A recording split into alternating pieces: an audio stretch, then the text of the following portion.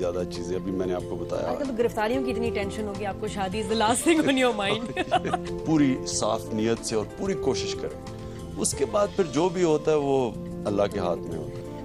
ایک انگریزی کو ایک تعلیم کے طور پہ استعمال نہیں کی زبان. مزے میں بہت سارے سوال ہیں.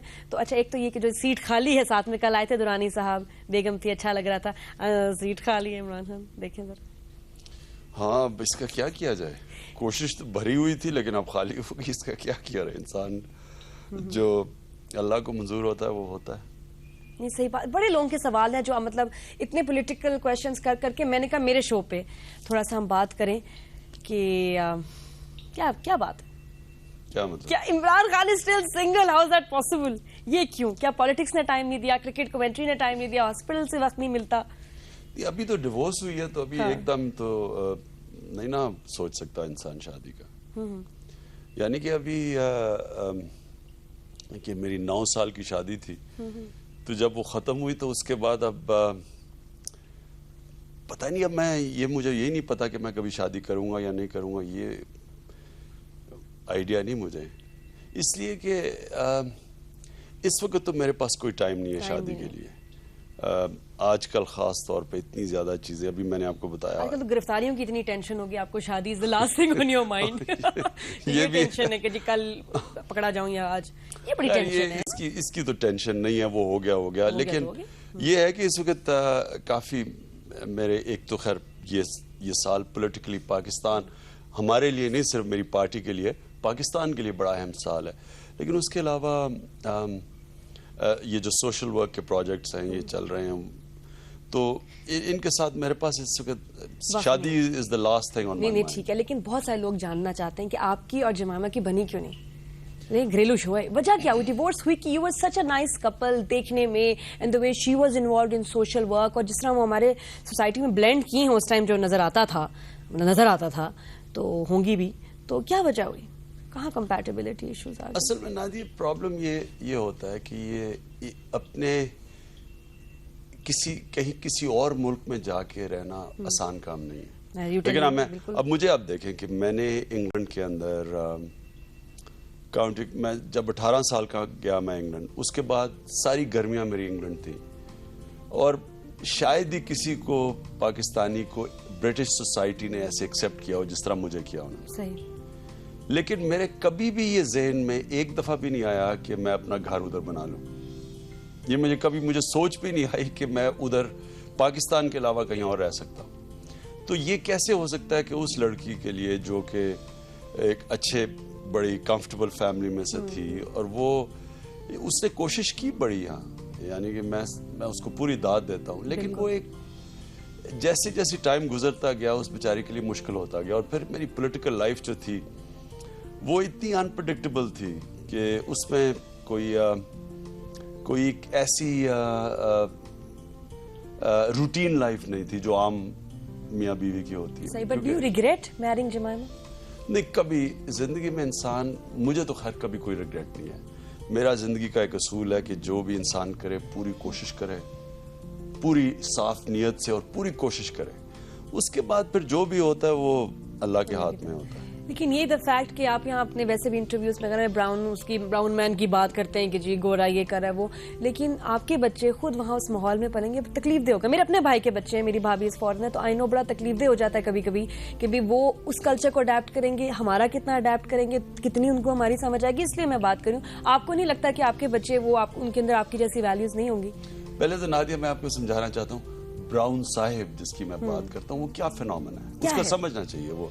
وہ یہ ہے کہ جب اس ملک میں ہم سب نے غلامی کی انگریز کی, اس کے بعد کیا ہوا کہ جب انگریز گئے تو انگریزوں نے ایک کلاس چھوڑ گئے جو براؤن صاحب تھے. پہلے تو گورا صاحب تھا نا, تو پھر یہ براؤن صاحب, کالا صاحب رہ گئے. صحیح. یہ تھے تو رنگ میں پاکستانی اور انڈیا میں بھی یہی فینومین ہے, لیکن اندر سے یہ اپنے آپ کو انگریز سمجھنا شروع ہو گئے. اچھا.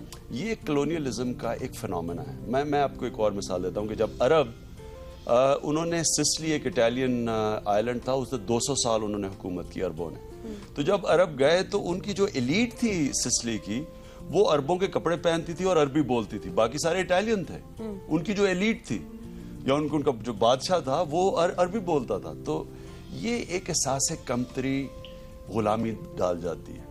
وہ بدقسمتی سے پاکستان میں رہا ہے, ابھی بھی ہے.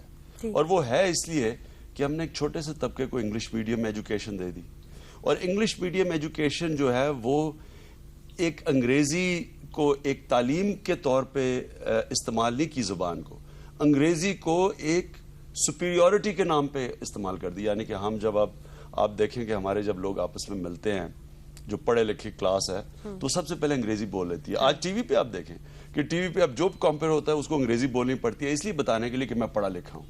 یہ ایک بن گیا سمبل غلامی کا.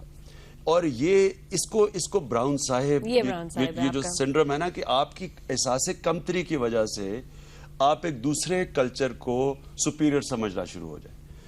میری جو شادی تھی وہ اس لیے نہیں تھی کہ میں کوئی جمائمہ سے اس لیے امپریس تھا کہ وہ کوئی انگریز عورت تھی, کیونکہ میں تو رہتا وہاں تھا, تو یعنی کہ میرے لیے کوئی پہلی انگریز عورت تو نہیں میں زندگی میں ملا تھا. لیکن وہ اس لیے تھا کہ وہ میں سمجھتا تھا کہ وہ جتنی بھی عورتیں میں ملا ان سب سے زیادہ اٹریکٹیو تھی.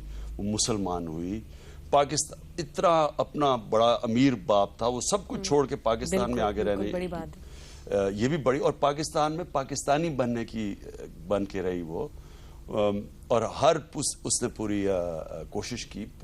یعنی کہ جتنی وہ کوشش کر سکتی تھی اس نے پوری. وہ ٹھیک ہے, لیکن وہ بچوں والا سوال ہے. تو اچھا, آپ پہلے تو یہ سمجھائیں کہ یہ اس لیے نہیں تھا کہ میں اسے امپریس تھا کہ نہیں, وہ تو میں جانتی ہوں, وہ آپ سے امپریس ہوں گی بلکہ کافی حد تک. دوسری چیز اب جو آگے بچوں کا, یہ واقعی بڑا مشکل سوال ہے. اور یہ اگر ہمیں دونوں کو بچوں کی فکر نہ ہوتی تو شاید ہماری شادی پہلے ختم ہو جاتی, کیونکہ ایک وقت آ گیا تھا ہم دونوں کو پتا تھا کہ میں نہ وہاں رہ سکتا ہوں, وہ نہ یہاں رہ سکتی. تو جب پرابلم آ گیا تھا, جیوگرافی کا پرابلم آ گیا تھا, تو پھر ہمیں پتا تھا کہ اب آگے تو نہیں جا سکتے. لیکن بچوں کی وجہ سے ہم نے 2-3 سال بڑی کوشش کی کہ کسی نہ کسی طرح کوئی چل پڑے.